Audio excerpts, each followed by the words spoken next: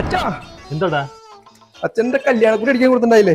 എന്താ ചീ കാണുന്നത്? എടാ നല്ല കാടല്ലേ, ബ്യൂട്ടിഫുൾ അല്ലേ? ആ കാടിന് രസക്കുറവൊന്നുമില്ല. ഈ പെണ്ണിന്റെ അച്ഛന്റെ അമ്മയുടെ പേര് എഴുതിക്കണ നോക്കി. വടക്കേ വീട്ടിൽ രാഘവൻ ലീലയ്ക്കും പകരം അച്ഛൻ എഴുതിക്കണമെന്ന വടക്കേ വീട്ടിൽ റഹ്മാൻ ലൈലേ. അല്ലേ തന്നെ ഈ കല്യാണം എങ്ങനെയെങ്കിലും മുടങ്ങാൻ നോക്കിയെടുക്കണം വീട്ടുകാർ. എന്റെ കല്യാണം മുടങ്ങും. മതി മതി മതി. പത്രമൊക്കെ പിന്നെ ഹോസ്പിറ്റലിൽ പോയിട്ട് വന്നിട്ടാവും.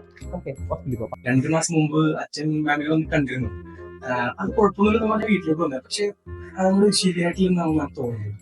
ഒരു 2 മാസം മുമ്പ് ഞാൻ കണ്ണ് ചെക്ക് ചെയ്ത് കണ്ണാടിക്ക് എഴുതി കൊടുക്കുകയാണല്ലോ, വെച്ചില്ലേ? അതല്ല ഡോക്ടറെ, ഇത് ഈ കണ്ണു വെച്ച് കഴിഞ്ഞാൽ ജീവിതകാലം മുഴുവൻ വെക്കേണ്ടി വരില്ലേ? അറൌണ്ട് 40 years എല്ലാവർക്കും ഉണ്ടാവുന്ന ഒരു പ്രോബ്ലമാണ് ഈ നിയർ വിഷനിൽ ഉണ്ടാവുന്ന ബുദ്ധിമുട്ട്. അത് വെള്ളയെഴുത്ത് അഥവാ പ്രസ്ബയോപ്പിയ എന്നാണ് നമ്മൾ പറയുന്നത്. അതിനൊരു ഡോക്ടറെ കണ്ട് ദൂരക്കാഴ്ച കറക്റ്റ് ചെയ്ത് അതിനോടൊപ്പം തന്നെ ഈ നിയർ വിഷനും കൂടെ കറക്റ്റ് ചെയ്ത് കറക്റ്റായിട്ട് ഒരു കണ്ണാടി എടുക്കുക. അതൊരു ഏജ് ഡിപ്പെൻഡൻറ്റ് പ്രോസസ്സാണ് സാറേ.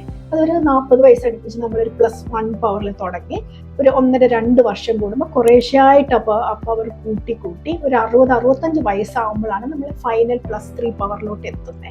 അപ്പം നമ്മുടെ ഏജ് അനുസരിച്ച് വേണം നമ്മൾ കണ്ണാടിയുടെ പവർ ചൂസ് ചെയ്യാൻ. അതിൻ്റെ കൂടെ തന്നെ ഷുഗറും പ്രഷറും ഒക്കെ ഉള്ള പേഷ്യൻസ് ആണെങ്കിൽ അതുകൂടെ കൺസിഡർ ചെയ്ത് വേണം നമ്മൾ കണ്ണാടി എടുക്കാൻ.